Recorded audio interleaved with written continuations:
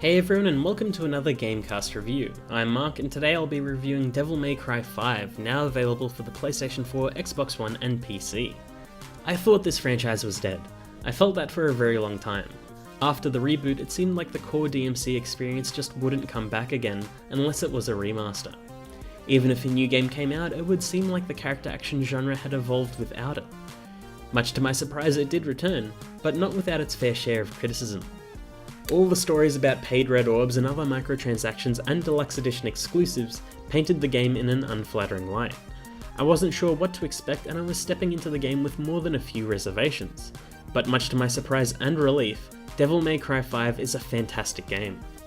DMC 5 takes place sometime after the fourth game, or the second game, as there is a new rebuilt timeline for events. This entry follows Nero, Dante, and newcomer V as they battle demons for revenge to earn some quick cash and to save the world. Nero takes the center stage for a fairly large chunk of the game once again. However, this time around, his personality is a little more in line with Dante from both the mainline DMC games and the reboot. He's a wisecracking, robot arm-wielding, revenge-driven demon hunter who rides around with a weaponsmith who crafts new arms as he's prone to break them. Dante is, well, Dante. He still treads the fine line of being completely oblivious to everything and being an unbeatable demon hunting extraordinaire. He's pretty much unkillable at this point, so everything is a bit of a joke to him, which helps bring a lot of colour into the game thanks to some silly moments like trying to shave on an enemy's blade or swinging around a demonic motorcycle like a chainsaw.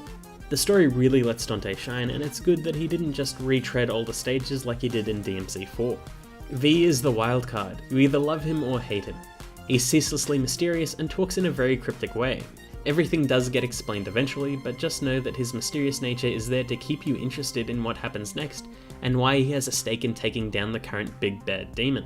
The story does have a few surprises, but for the most part it's a story about three guys climbing a tower-like structure to kill a really big monster, which isn't too dissimilar from DMC 3 with a few more characters. It's a fairly straightforward narrative told well.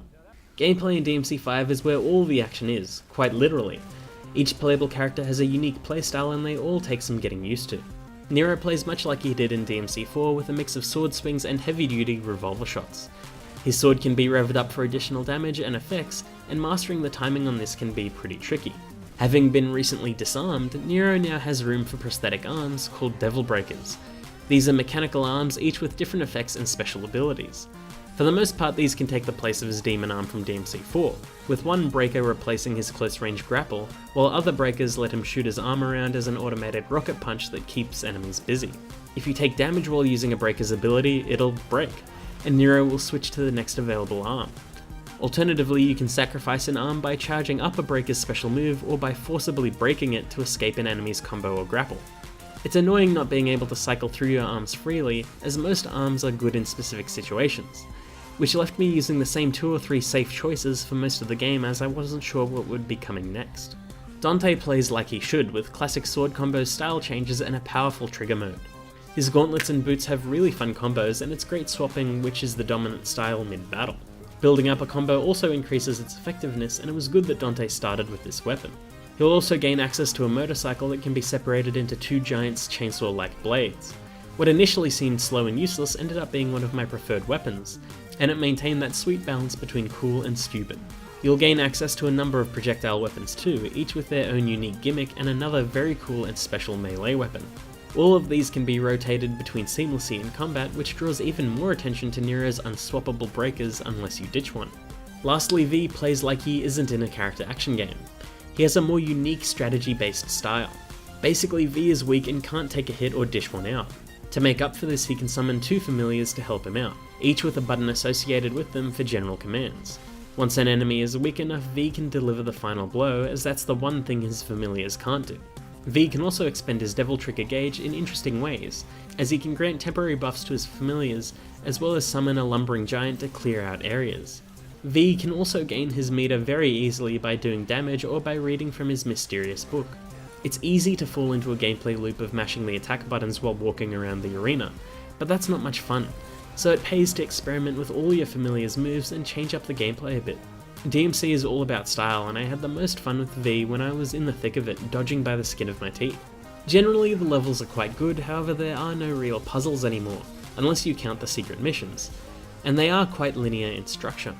Thankfully, that isn't the focus of a DMC game, and it's always about the action. Before, puzzles and environmental movement was all just used as a breather between encounters. Boss fights are fun, but can be pretty tricky if you only focus on offense. They can be even trickier if you can't quite figure out what breaker Nero should be using, as was often the case for me. Presentation in DMC5 is pretty incredible.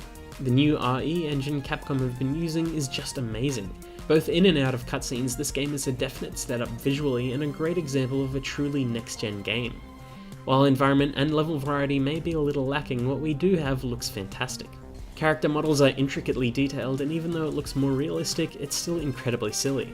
Some characters' faces look a little odd, but that might have something to do with how they actually look more like real people now instead of anime characters.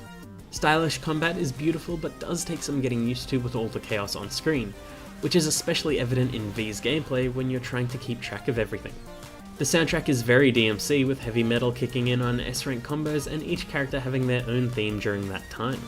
The voice work is great too, with Nero and Dante reprising their roles and really selling their characters. Nico took a bit of getting used to, but she is a great character. Trish and Lady are just sort of there for the most part, and I have a feeling we might see some DLC somewhere down the track to flesh out their role in a similar vein to what they did with DMC4 Special Edition.